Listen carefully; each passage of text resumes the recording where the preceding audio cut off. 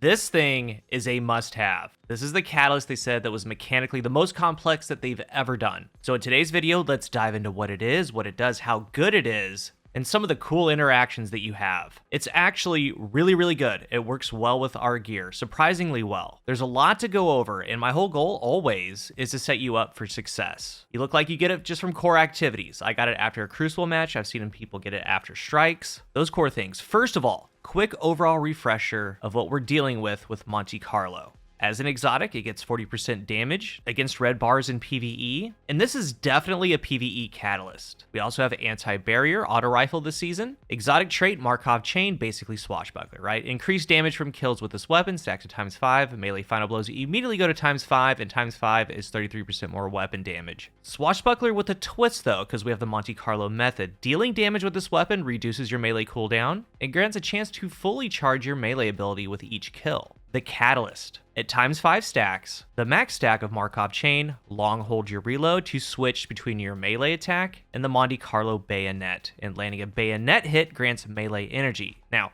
it's important to know how this catalyst is coded. The bayonet melee looks and appears to be coded as a base melee attack, not powered melee. That's totally okay. It was going to go either way. It would work with some, not with others, no matter how it worked. But we do have some great interactions. Once you get to Markov ×5, that's 5 straight kills with it, melee final blow, you lock in the bayonet. Base melee damage from your character right here, 6,915, with the bayonet, 106,481, like a little over 1,400% increase, roughly over 15 times damage of what your base character melee is.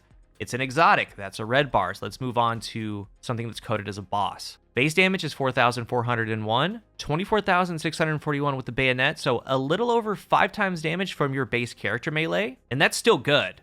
Let's work with it. When you lock in that bayonet at ×5 Markov chain, it stays there. You see it on your screen, and even when the Markov chain ×5 goes away, if you locked in the bayonet, it will say on your screen that you locked it in, and also on your hipfire reticle has a little sword edition. So it's going to be good practice that once you're at ×5, just lock in the bayonet whether you use it or not, because you can also stow it, use other weapons, bring it back out. It's still loaded, the bayonet's still going to be there. Within the catalyst, we have some synergy. When you land a melee hit with the bayonet, you get roughly 50% cooldown of your charged melee back. And that hit could be on a red bar, orange, or a boss. You get 50% of that melee right back. So depending with whatever you're using, you can throw your charged melee, maybe that gets a final blow. All right, you're at ×5, so you lock in the bayonet. You grab a kill with the bayonet, you lock in the bayonet again, get a kill, and right there, the charged melee is back. It is bypassed. And before Monte Carlo, it's always been the melee master as far as energy. This takes it over the edge. It is the best melee regen in the game by far because of this bayonet. Whenever you land a hit, get half of the melee back. Between the 33% more weapon damage with the ×5 chain, 40% more on top of that versus red bars. This new bayonet that shreds has good big burst damage, and the ability to use that bayonet too quickly, very quickly, get your charged melee back. It's great. Let's talk about what it works with. Powered melee exotics? No, unfortunately, so Fellwinter's Helm. Sun Bracers, Severance Enclosure, things like that aren't gonna work. But the base melee, that will. That will work with some of your fragments. Take Leeching. This is Void. Melee final blow, start health regen, so yes, that works. What's odd, in the same Void kit, we have Echo of Exchange. Melee final blows grant grenade energy. That doesn't work. So I went through everything that I could, and there were some differences where it would work, where it wouldn't work. There are some things where I thought that it wouldn't work, and actually it works incredibly well. But things like Combination Blow, Disorienting Blow for the Arcstrider does not work. Assassin's Cowl does not work with that bayonet melee. And I thought since you can hold the bayonet, switch to other weapons, maybe a 1-2 punch shotgun, then switch to the bayonet, that doesn't work to get more melee damage on top.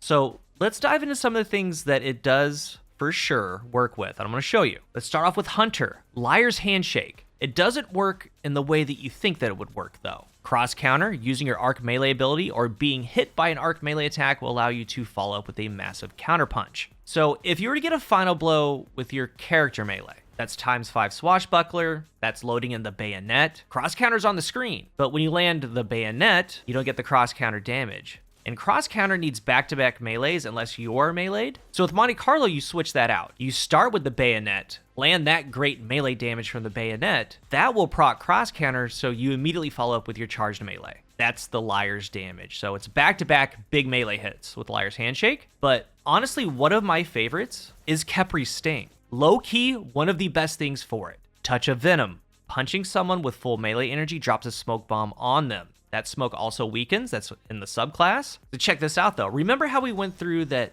once you get hits with the bayonet, you get 50% of that melee back. Ultimately, to where when it happens twice, you have the full melee powered charge. The powered melee is still always going to be there no matter what you do. So in the case of Khepris, once that charged melee is back, it's there. The smoke drop works on every single bayonet hit because that charge is technically never used. So this means you get high big damage. And if it's a larger enemy and they don't go down, you're going to stun them for a second. They're going to be weakened. You can take care of them that way. Maybe you dodge or pick up an orb. You're going to be doing what you're seeing with Devour. True Sight, very cheeky, very strong play loop. You can go target to target invisible.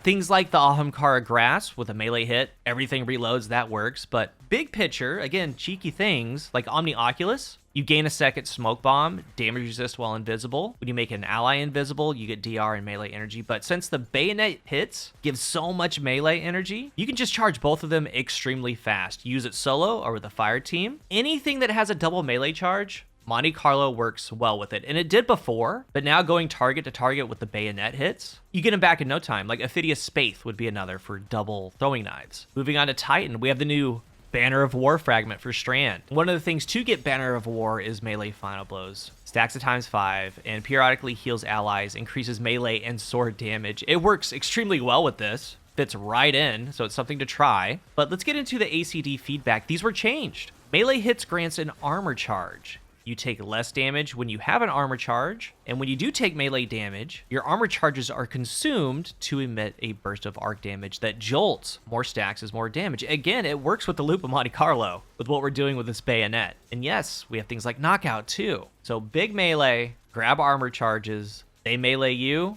you jolt, and then if it's a larger enemy, they're going to be jolted, and then you hit them with the big melee to proc the jolt. It just works well. And then, yes, of course, biotic enhancements. The Synthos, of course they work.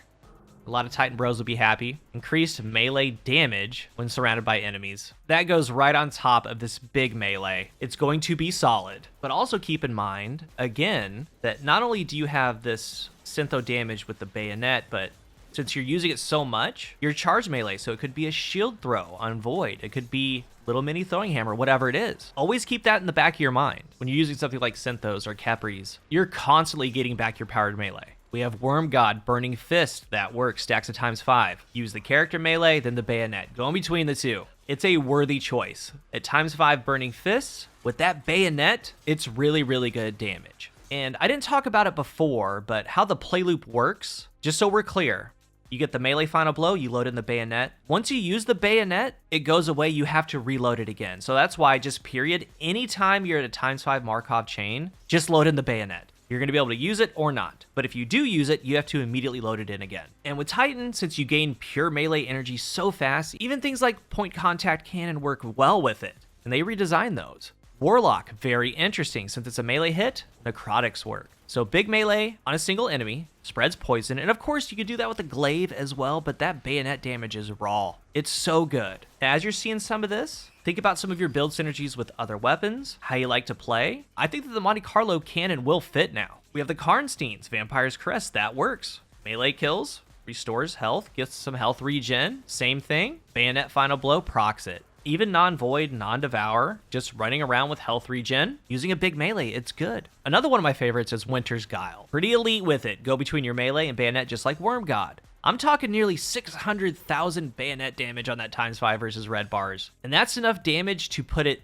into great damage numbers against yellow bars and bosses. So yeah, it just came out, but I wanted to give you a glimpse of some of the things that you could do with it. I think that the main play loop is one of three things, really. It's using the bayonet with an exotic like Worm God or Khepris, Winter's Guile, whatever it is, and just going on streaks with it. Just fun. Another way is to use it as a catalyst, like not in the sense of like a weapon catalyst, but like to keep a constant upkeep on your powered melee. It could be the snap melee for the Dawnblade. It could be the clap for the Arc Titan. Whatever it is, to keep a very high uptime on that. And the third would be as a standalone. Just use Monte Carlo for its champion capabilities this season with its big base melee damage bayonet and run whatever you want. But as Destiny goes on here with artifact mods and other exotics, different things. Monte Carlo is going to tie into some of it, guaranteed. And right now, I'm enjoying it. Now for the Crucible, small section here, I don't think it's that good at all. It's a lot of work